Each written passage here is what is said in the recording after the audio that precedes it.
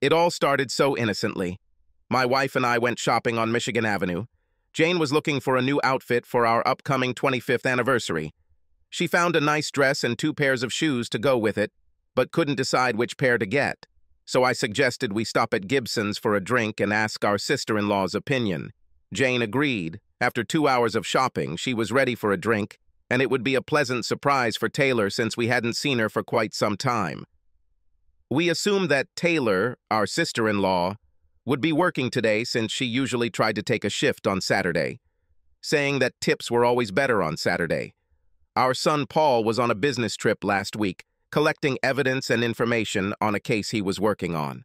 Paul works in the district attorney's office, and, although he was not allowed to go into detail, he hinted that the case was connected to the Russian mafia, and he had spoken with several former members under federal witness protection. Jane and I caught a taxi for the short ride. It was only 6 blocks, but Jane's legs were already giving out. Jane just has to wear 4-inch heels when she goes shopping on Michigan Avenue. It kind of fits the bill. I've been married long enough to know that it's best to keep my opinions to myself and not point out the illogical nature of her shoe choice. The taxi stopped us at the restaurant. It was midday, so this should have been the quietest time of Taylor's shift. With a little luck, we can chat for a few minutes while enjoying cocktails and appetizers. When I opened the restaurant door for Jane, I immediately noticed Taylor at the back of the bar. She was hard to miss, as she was a true Scandinavian beauty, 5 feet 9 inches tall. Taylor was talking to another of the waiters, but there was an intimacy in their posture that made me wary, including the fact that Taylor's hand was resting on the waiter's arm. When we walked in, the doorman wasn't there, so we stood there for a full minute. During that minute, I didn't take my eyes off Taylor. I was a little surprised by the way they looked at each other. I looked at Jane to see if she felt the same way. I asked the doorman for a table in Taylor's section, and after we were seated, Taylor finally looked away from the other waiter. When she first walked over to our table, she put on her waitress smile, which disappeared the moment she recognized us, and was replaced with an expression of shock and concern. "Mom, Dad, what a surprise!" Taylor's voice was a little tense, and she was clearly trying to put a smile back on her face. Jane told her, "Taylor, we just stopped by for a drink and to ask your opinion on some shoes. We've been shopping for hours and we both need a drink." "Regular? Basil Hayden on the blocks for you, Dad, and Grey Goose on the blocks for you, Mom?" "That would be great. Plus, one of those cheese plates, please." "Take your time, Taylor. How have you been this week without Paul?" I asked. "Very busy and very lonely. Paul is really missed, and I hope he comes home soon. Work has been normal. I'm training Carlo, the new waiter." Taylor looked at Carlo as she said this, and much to her disappointment, Carlo winked when he saw her watching. Taylor rushed off, saying, "I'll get the drinks," and most likely told Carlo to cool it in front of her relatives. Carlo took a quick glance at us and headed to the kitchen. I used Taylor's absence to ask Jane, "Baby, based on my past, I know I'm a little suspicious, so tell me what you saw there." "Mark, you don't have suspicions without reason. I saw the same thing as you, and I won't let Taylor break our son's heart. She's too nervous and looks too comfortable with the new guy." "Do you think I should call your Uncle Teddy?" Teddy was Jane's uncle who had retired from the Chicago PD several years ago and worked in security. Jane's entire family, on her father's side, the Summers, were police officers, and on her mother's side, Simoncelli, were involved with the Sicilian mafia. This made for interesting family gatherings. "Yeah, why not call my uncle and ask him to participate?" Taylor returned with our drinks and sat with us for a while since there were only a few other customers. When Carlo came to the table to bring our appetizer, I took the opportunity to introduce myself and chat with him for a bit. It was obvious that Carlo's first language was not English. It took me a couple of questions before I knew he was from Italy, worked here while attending Loyola. Jane and I finished our drinks and ate most of the cheese before heading home, where I called Uncle Teddy. "You may consider me paranoid. Why do I get such a bad mood from a conversation between two colleagues during a lull in the workday. This has to do with how my first marriage ended to Paul's biological mother. Her name was Claire, which may still be the case if she's still alive. We haven't spoken in 15 years, not since she showed up taller than the kite at Paul's graduation party. I married Claire right after college. She worked as a bartender in the tavern where our group hung out. She was the most beautiful and well-built woman I have ever met. I started dating her as soon as she showed interest in me. I'm not bad-looking, but I'm sure her attraction to me had more to do with the fact that I was a graduate student in college, and she probably heard about my trust fund through the grapevine. I always had a wad of cash with me and always tipped bartenders, especially nice bartenders, above the standard rate. Claire accepted the date, rocked my world on our first night together, and accepted my proposal for the rest of the semester. My parents tried to dissuade me from marrying her, but, of course, I was much smarter than them. I think it was Mark Twain who said that he was surprised how much his own father learned in the 7 years between Twain's 18th and 25th birthdays, or something like that. Whoever said this and whatever he said, it also applied to me in those years of my life. Luckily, my grandfather was very specific when he set up trust funds for me and my brother. These included not having access to funds until our 30th birthday and requiring a prenuptial agreement before marriage. Even without $500,000 in the trust fund, I was still very wealthy. As long as I kept my grades up, my parents gave me excellent support. And thanks to my parents' connections, I had a fantastic job waiting for me after graduating from university with an MBA. I graduated, Claire signed a prenuptial agreement, and we got married in Vegas, over my parents' mild objections. I won't say the whole marriage was terrible. In fact, without going into detail in front of Jane, if she reads this, I'd say the sex was great. Although Claire and I had sex since our first date, she went all out that week in Vegas. Claire spent every day on the top pool, wearing the smallest bikini she could find. In fact, she once became friends with a young flight attendant who lent her a beautiful bikini purchased in the Caribbean. I was sitting on my lounge chair by the pool when they came down from Beth's flight attendant room. Claire took off her covers and I almost choked on my beer. No one complained, but Claire and Beth spent that day and the next laughing behind their Foster Grant glasses at every man who found an excuse to walk by. Claire was no less beautiful at night. One day she came out of the bedroom wearing a red silk dress that was almost obscene, accessorized with a pair of red high heels so that she looked straight into my eyes. "Where are we going when you're dressed like that?" I asked. "You'll see," was all she answered. As we walked through the lobby, I was interested in watching the heads of the men and some of the women turn as Claire walked by. We got into a taxi. Claire gave the taxi driver a note, and we headed off into the Vegas night. We stopped in front of the club. Claire got out of the taxi while I paid the taxi driver. He laughed, thanked me for the good tip, and told me to have fun. Before that night, I had only been to a couple of these clubs in the Midwest. The girls were usually somewhere between 5 and 8 in appearance. Very few of them danced with any real enthusiasm. Vegas was different. Where did all these beautiful women come from? Of course, I know that some, maybe most of them, had plastic surgery, but if so, then the surgery was of the highest quality. Claire gave me a big smile as I looked up at the stage and saw two beauties, completely naked, each twirling around her pole. "Like?" she asked. Claire lifted the hem of her dress, revealing the garter belt around her upper thigh. From under it, she pulled out a couple of $100. "Today I'm giving you a treat." And she really treated me. I got 3 dances that night, using all my will not to grab each dancer's breast or butt. 2 muscular bouncers who looked like they belonged on the Bears' defensive line were a strong deterrent. Afterwards, we headed back to the hotel. I wanted to go up to our room immediately, but Claire wanted another drink. We sat in the lounge, and Claire continued her flirtations. "What did you like best tonight?" she whispered in my ear.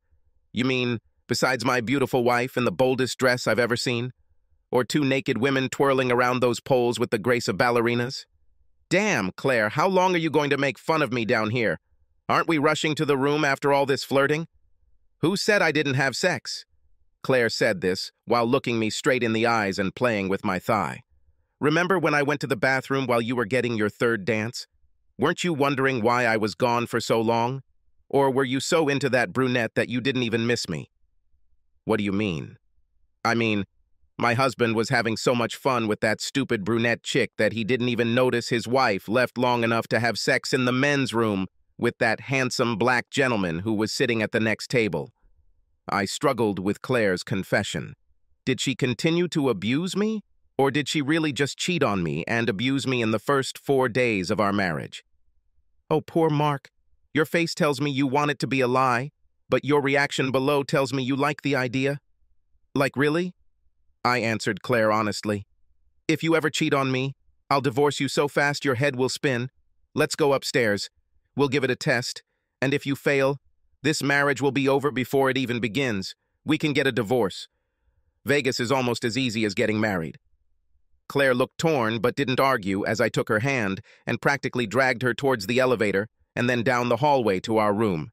We lay in each other's arms. It was a great night, but I felt like I had to say one more thing before we went to sleep.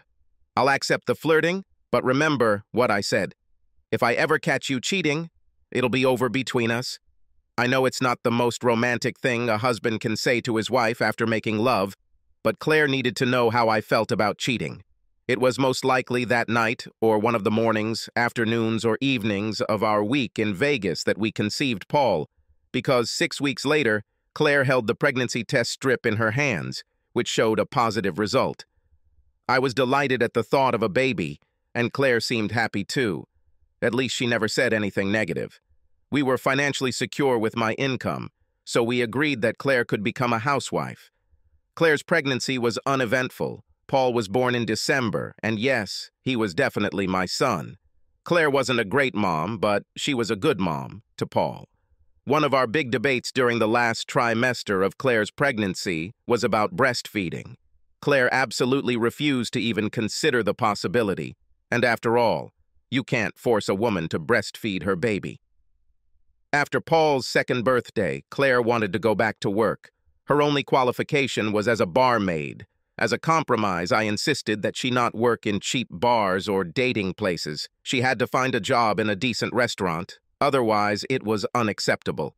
Claire agreed to my demands and within 3 months was hired by one of the city's top supper clubs. My mom and Claire's mom watched Paul during the few hours our work schedules overlapped. I thought we had a good marriage.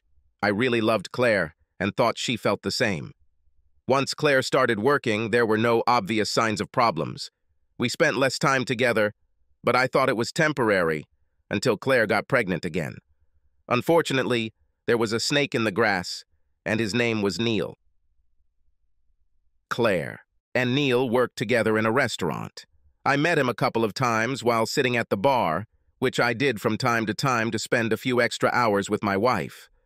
I had never seen anything between them that would raise a red flag, so that fateful day when I entered our house came as a complete surprise to me.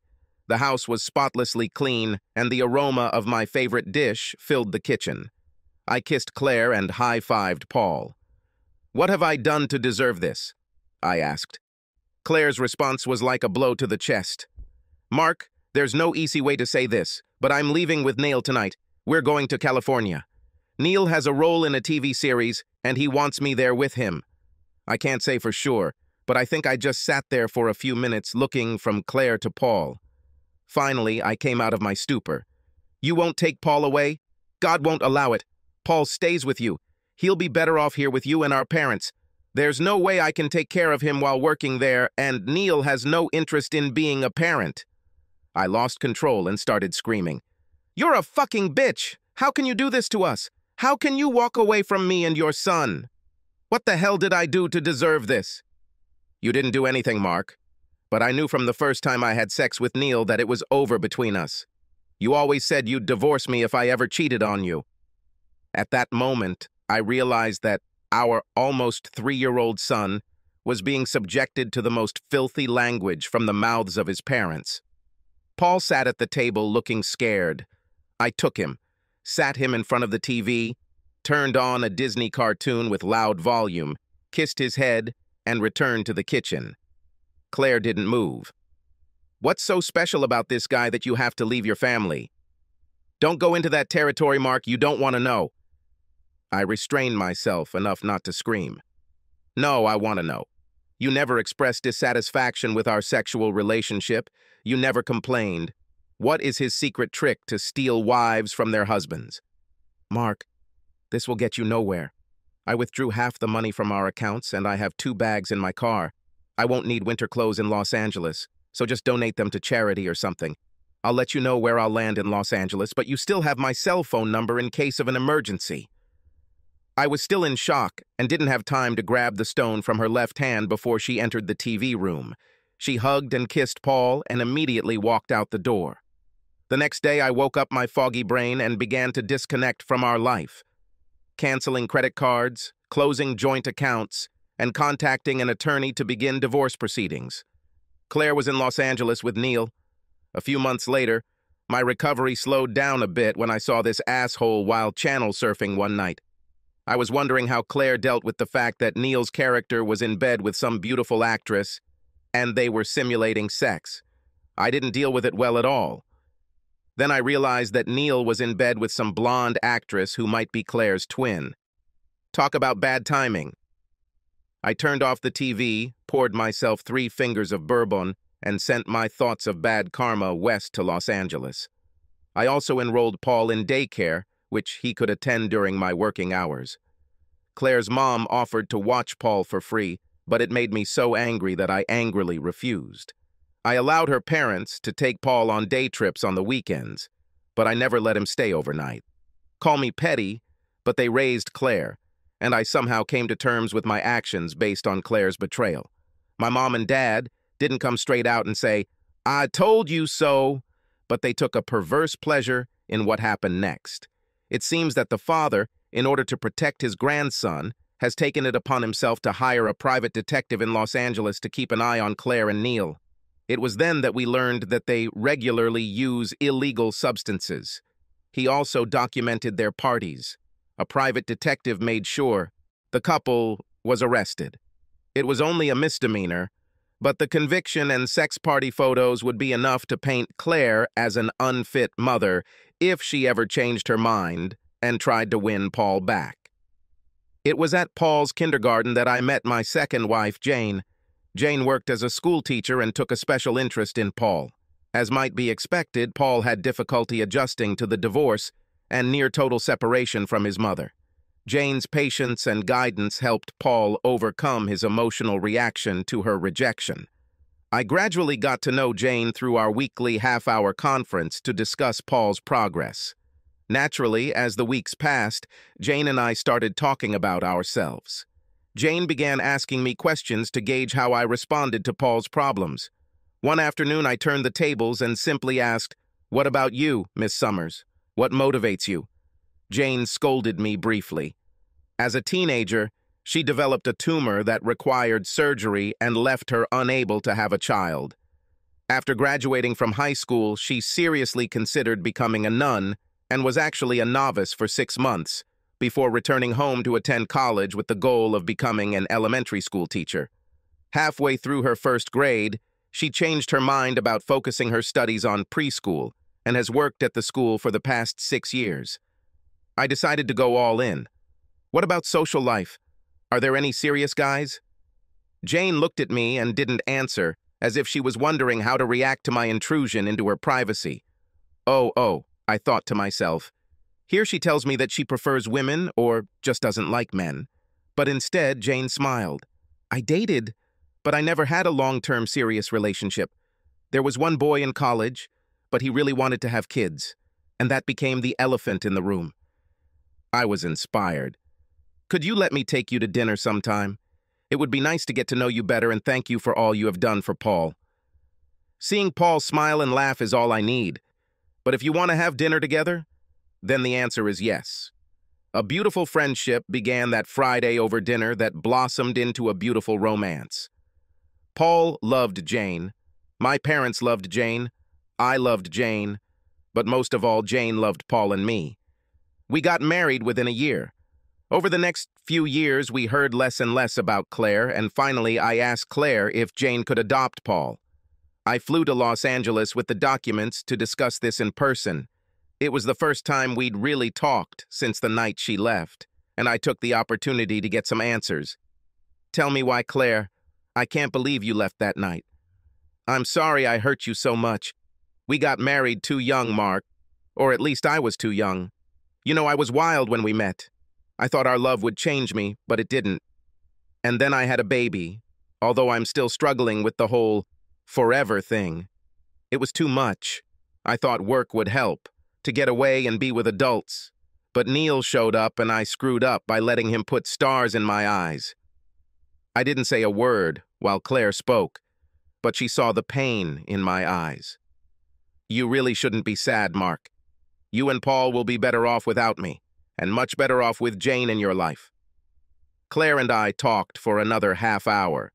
She signed the release to adopt Paul, and I kissed her goodbye. I still cannot understand how a mother can let her child go.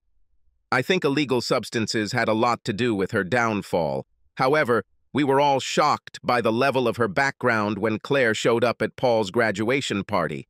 Neil was long gone by then. Claire was accompanied by a guy who made Iggy Pop look good. Claire was a skeleton of her former self. I felt sorry for Paul, and especially for Claire's parents. How very sad to see your daughter die. Once again, it was Jane's love and attention that helped Paul survive this nightmare. I must admit, there have been times when I have asked God why he would not allow a woman like Janie to have children of her own. Whether God answered me or not, I realized that Jane not only raised Paul to be the wonderful young man he is today, but that hundreds of children benefited from Mrs. Davis's preschool classes. Uncle Teddy wasted no time. Early Thursday morning, a week after my Saturday evening call, Teddy knocked on our front door. He sat down opposite Jane and me. I handed him the beer and held my breath. Teddy began. Well, first I'll give you the good news. Taylor didn't do anything to Carlo Barzino. I let the air out of my chest. Jane squeezed my hand at the same time. I think it's time to get involved. There was a little flirting between them, and Carlo is a professional seducer. We couldn't legally wiretap Taylor's phone, but based on Carlo's contacts with some shady people already under surveillance, my friends in the police obtained a court order to wiretap Carlo. He called her a couple of times this week. He pretends to ask her advice regarding the girl. Taylor was friendly on the phone, and she tried to give him advice on how to fix his relationship, which, by the way, doesn't exist. But Taylor didn't take any of his offers to meet outside of work. Here's the bad news. The Russian mafia tried to get something from Paul but couldn't find any dirty laundry on him, so they tried another angle. Apparently, the Russians learned the story of Paul's mother, Claire. They are using Carlo, who has a very nasty reputation as a top-notch gigolo, to get something from Taylor. They then either blackmail Paul or believe it will put Paul in a bad situation when he finds out about his wife. You've got to be kidding me. Do they think this will work? Well, my sources say there is an Interpol report that tells how it worked once. There was a prosecutor in Europe who became furious when he was shown photographs of his wife being photographed with several men at the same time. The man went crazy and went to a local Russian social club with a gun. He fired a couple of shots before being subdued. A couple of people were injured. No one died. The investigation was suspended and the whole case was hushed up. I know it sounds too weird to be true. In any case, my friends from the police told me this story. The Russians seem to think they can repeat their play here. Okay, if this is what's going on, what should we do? First, call Taylor and tell her what's going on with Carlo. Secondly, get rid of Carlo because he's probably getting desperate at this point with Paul coming home next week. He still hasn't committed any crime, so the police can't intervene. And as a retired police officer, I cannot be involved in his disappearance, otherwise I will lose my pension, or maybe worse. Jane, call your mother's brother Vin. This is his department. Teddy suggested that Jane's uncle Vincent should take care of Carlo, which got me thinking. Uncle Ted, what if Carlo is related to the Sicilians? Are Sicilians and Russians working together? That won't happen, Mark. These guys hate each other. Carlo is strictly a freelance gigolo. When the Russians hired him, he should have known he was playing with fire. If Vin makes him disappear, everyone will feel better. Ted finished his beer, stood up to kiss his niece on the cheek, and walked out the door saying, "Good luck, let me know when it's over." It's time to act quickly. It was Thursday. Paul was due home the following Tuesday or Wednesday, so it seemed logical that Carlo would have to play that weekend before Paul returned home. I called Vincent and asked if we could stop right away. Jane called Taylor and asked her to come over tonight. Neither Jane nor I had ever asked Uncle Vin for a favor before. I knew he loved his niece, but we never became close. Did he like my son, who wasn't actually a blood relative, enough to help with this problem? What about the Russians? Will Vincent's involvement lead to a gang war? The wedding day scene from The Godfather and these questions were running through my head as we sat in his office and told him what we had learned from Ted. Okay, tell Taylor to accept Carlo's offer to meet. I think he'll try to have a Saturday night after work. He'll pour her a couple drinks, add a little more alcohol to her drink, and then take advantage. I know this, Carlo. He came to us looking for a job, and we turned him down because of his reputation. It doesn't surprise me that the Russian mafia picked him up. In several cases, there is no respect for respectable women. I had to ask, will this cause problems between you and the Russians?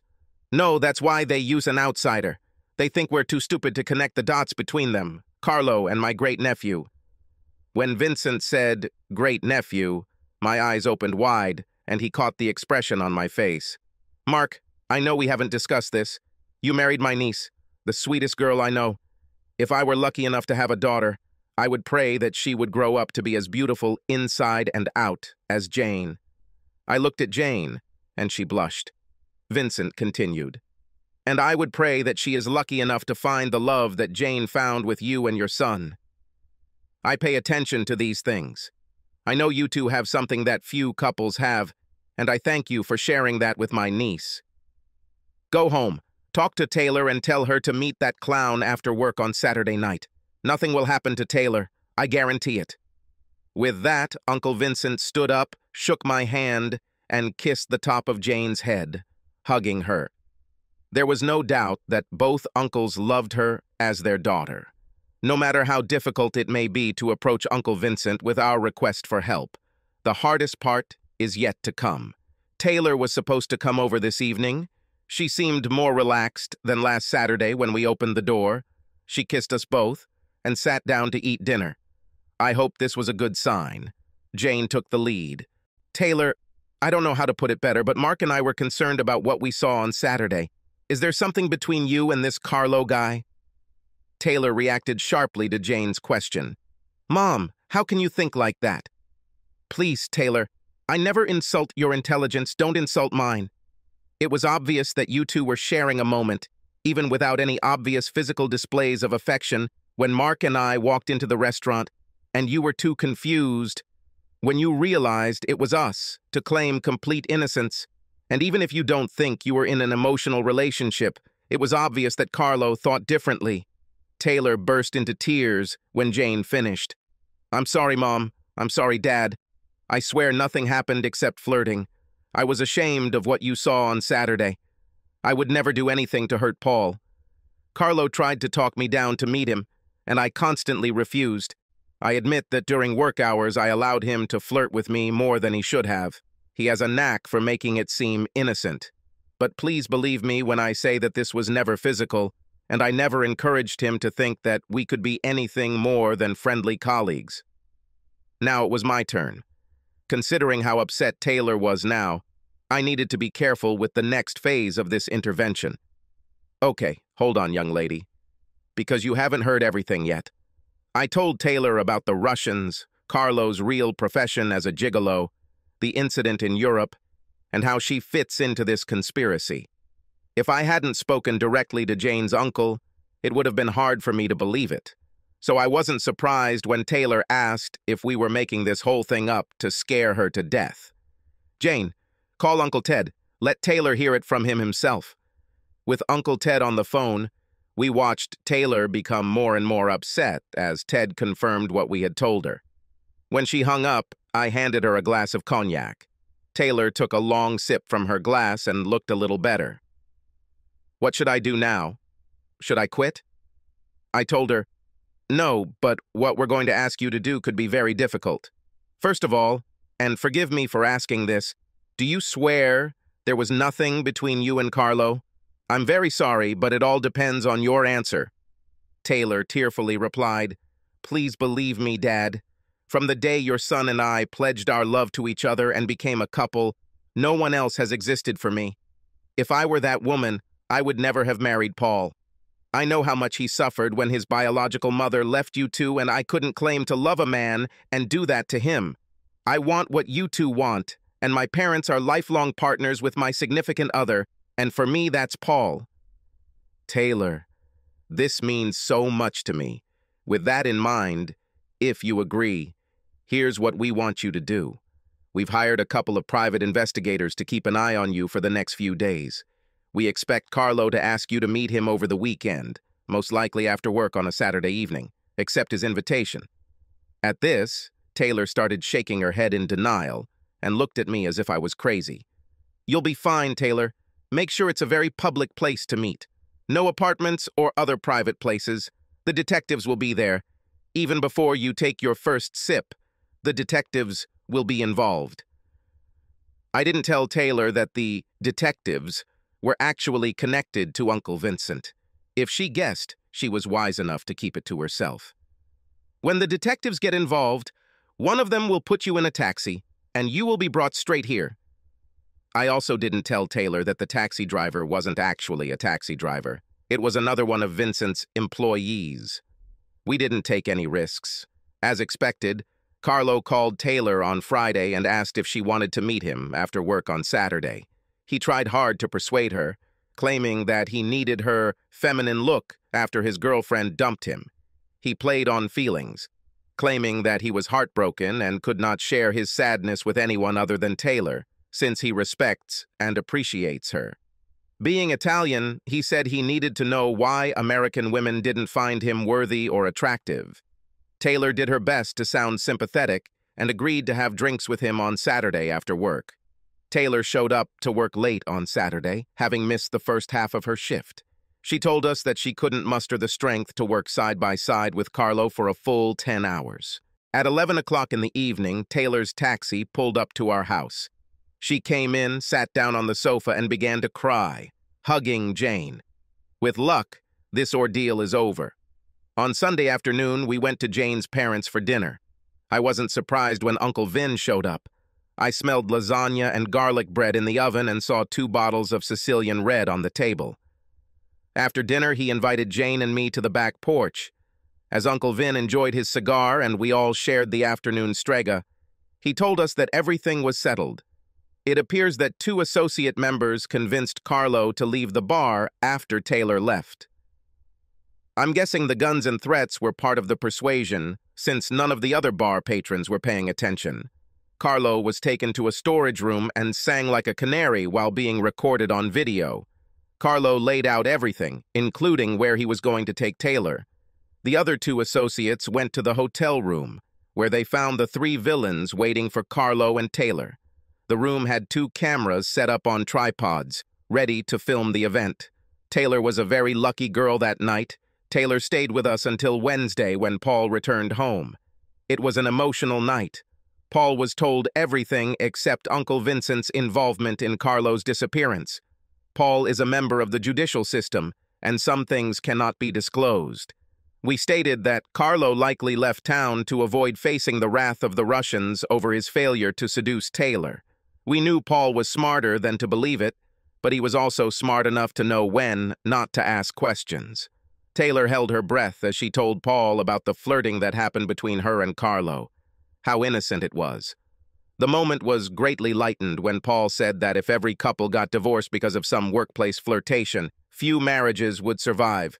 In fact, he admitted that he sometimes flirted with Sandra Miller, one of the lawyers in the office. Everyone burst into laughter when Taylor responded to his confession, "Tell that bitch to stay away from my husband." Taylor immediately blushed as she realized what she had said. Paul informed his boss about the plot, and let's just say it didn't help the Russians' cause at all. It appears the Russians were also trying to trap a female lawyer working on a case in Paul's office. She put 2 and 2 together when she learned about Carlo and Taylor. A young man she had recently started dating was trying to get her involved in a local club.